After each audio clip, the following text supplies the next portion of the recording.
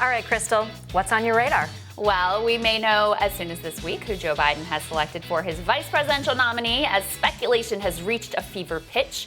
The final list appears to include Congresswomen Val Demings and Karen Bass, Atlanta Mayor Keisha Lance Bottoms, former Obama National Security Advisor Susan Rice, New Mexico Governor Michelle Lujan Grisham, Michigan Governor Gretchen Whitmer, and Senators Tammy Duckworth, Elizabeth Warren, and Kamala Harris. Now, of those, the three that seem to be getting the most last-minute buzz here are Susan Rice, Karen Bass, and Kamala Harris. A recent New York Times piece described Bass and Rice as, quote, among the most formidable candidates on the list. And in another sign of how seriously Bass is being considered, she has been the subject of a few recent oppo dumps, one on her youthful radicalism vis-a-vis Cuba, and another on some rather ill-advised praise of the Church of Scientology and its founder, L. Ron Hubbard. From the beginning of the process, however, there's been one candidate that has more or less remained at or near the top of the list, California's junior Senator Kamala Harris. Now, I kind of thought I didn't care that much who Biden ultimately picked for VP. You know more or less what you're going to get. Let's put Elizabeth Warren to the side for the sake of this discussion, because I've never believed she might actually be selected in spite of her demonstrated willingness to basically abandon all her previously held principles in a desperate bid for that job. Everyone else on the list is pretty clearly a standard-issue Democrat with views that place them squarely in the mainstream of the party. But last week, when Politico appeared to accidentally give away the game by publishing a graphic complete with Biden, quote, announcing Kamala's selection as VP, I felt a unique sense of dread. Why? Well, with most of the other candidates, you may have some ideas of the contours of their leadership and decision-making style, but there's still a little bit of mystery there. Little space for deluding yourself that maybe there'll be a slightly positive influence in a Biden administration. Val Demings was actually quite good in antitrust hearings last week. Karen Bass is a pragmatist, certainly, but has some progressive bona fides. Tammy Duckworth has taken some decent votes on issues of war and peace. Even Susan Rice, though troublingly well-defined on foreign policy, is a bit of a mystery on domestic policy. But we've learned a lot about Kamala Harris over the past year, and frankly, it hasn't been pretty. The damning picture, which emerges from Senator Harris's record in California and on the 2020 campaign trail, is that of someone who bends under pressure, and in particular, bends to accommodate the rich and the powerful. And while yes, the term ambitious is a loaded one when it comes to women, it's an accurate charge in this instance. Not because there's any crime in wanting to lead, but because it is a crime to believe that your own proximity to power is more important than any values. And it is certainly a crime to misuse your position to trot on the vulnerable and coddle the powerful, as Kamala Harris has done in service of her ambition. Now, parts of Kamala's record were laid bare during the Democratic primary. Tulsi Gabbard exposed the fact that while she was calling herself a progressive prosecutor, the truth is that Kamala originally positioned herself as a sort of law and order candidate. She aggressively prosecuted nonviolent marijuana users and even launched a war on truancy that criminalized parents if their kids missed too much school. Here she is chuckling about her lock-em-up approach. I would not be standing here were it not for the education I received. And I know many of us will say the same thing. And I believe a child going without an education is tantamount to a crime. So I decided I was going to start prosecuting parents for truancy. Well, this was a little controversial in San Francisco. But that's actually only half the story. The other half has been exposed in reporting by Aaron Glantz, David Sirota, and others. As she was throwing the book at the poor, Harris was letting the well-connected loot with impunity. As Aaron Glantz writes in his book Homewreckers, Kamala Harris declined to go after Steve Mnuchin's One West bank for foreclosure fraud in spite of the strong recommendations of her own staff to prosecute. In a 25-page memo, Harris's staff laid out the case against One West Bank, citing widespread misconduct. Harris later received a campaign donation from Mnuchin when she ran for Senate. And when it came to holding California's powerful tech industry to account, Harris has been equal parts restrained and chummy. In fact, as Zach Carter reports, Harris was California AG at a critical time during the growth of these Silicon Valley behemoths. As the state's top prosecutor, she was perfectly positioned to check their expansionary ambitions, but instead, she sat back and did nothing, becoming a favorite of the industry and the Silicon Valley donor community. Facebook acquired WhatsApp and Instagram on her watch, and she didn't do much of anything. Well, I shouldn't say she did nothing. She did pass along a glossy headshot and self-congratulatory lean-in story to help Facebook's COO, Sheryl Sandberg, out with her book launch. Here Harris is back in 2010 explaining her philosophy on big tech, which basically boils down to business is business and business must grow.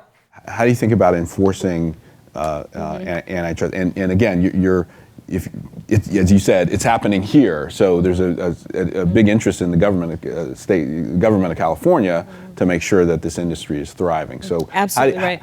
How do you strike this balance? I think you've articulated it. I mean, it really is.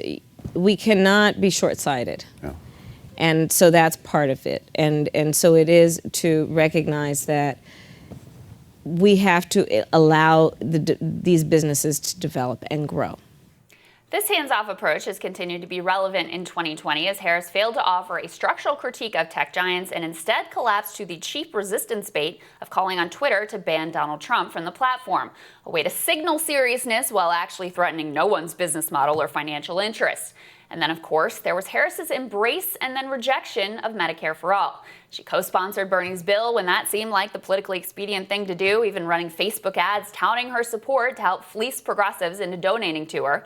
But the moment the donor class complained, she was running away from it as fast as she could, telling them she was uncomfortable with Bernie's approach.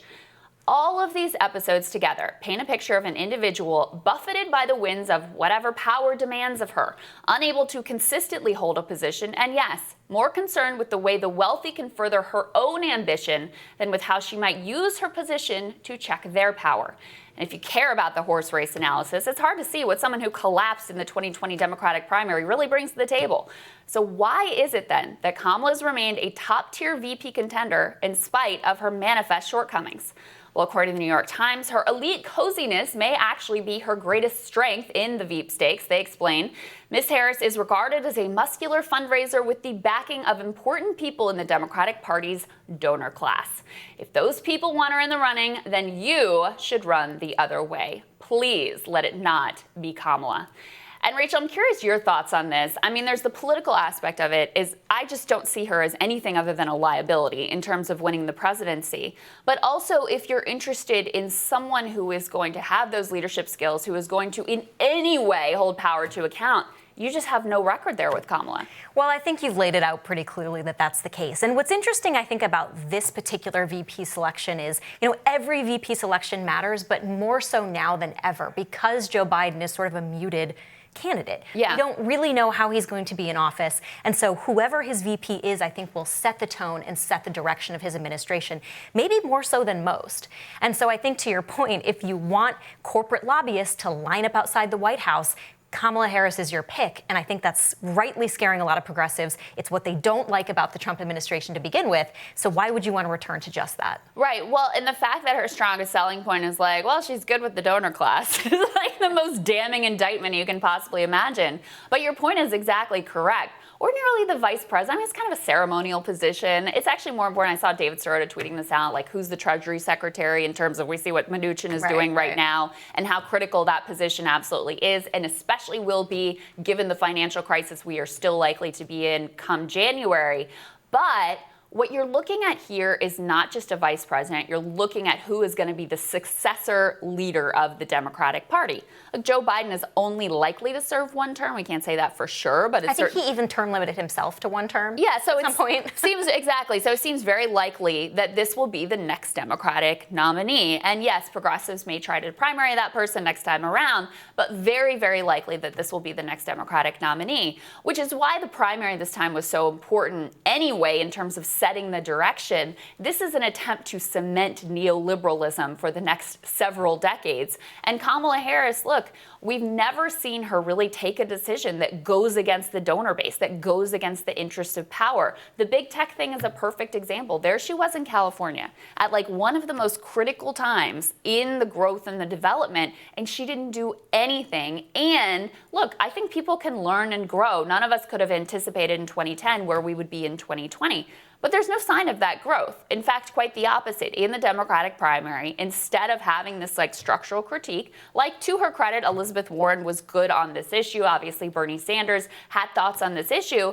Instead, her only solution was let's ban Donald Trump from Twitter, which is such an unserious just level of virtue signaling that doesn't actually get to the root of the problem whatsoever. Well, I think the big tech example is really instructive for a couple of reasons. When you look at what antitrust is, right? She was California's chief law enforcement officer. Antitrust violators are inherently lawbreakers, right? This isn't some new regulatory scheme. If you're breaking antitrust law, you are breaking the law. So her inability, I think, to hold those people to account, right, as she's locking up, truant parents, I think is a real disparity that I think is worth pointing out, because it's lawbreakers, when their names start with G and rhyme with Google, are fine. Right. But truant parents, no, got to put those people in jail. Right, exactly. That's exactly right. I mean, from a conservative perspective, do any of these vice presidential picks, do you think that they matter politically in terms of the horse race? I don't think that any of them would make that much of a difference in terms of actually winning the presidency, because frankly, I mean, even Joe Biden is basically irrelevant to the presidential race. It's all about Donald Trump, his manifest failings, the pandemic, the fact that right now people have lost their unemployment benefits and they can't be bothered to get it together to get any help to the American people. I feel like the Biden campaign is almost irrelevant to the conversation. No, I think it is. And the longer he's in the basement, the longer that's going to be true. But I think the Kamala Harris pick scares me a little bit, because she's a member of the Uniparty, right? So I think there are corporatist Republicans that would be oh, actually, yeah, I'm going to support that, I'm not running away from it the way I would be running away from a Susan Rice, who, the conservative base will tie to the unmasking of Michael Flynn and the deep state. That tie will be made. Right. It doesn't exist so much with Kamala Harris because she's so clearly, comfortable in an elitist class that I think both Republican and Democrat donor bases like to run in. Yeah, very interesting. All right, next up, Zed Jelani is going to discuss the impact that corporate wokeness is having on America when Rising continues.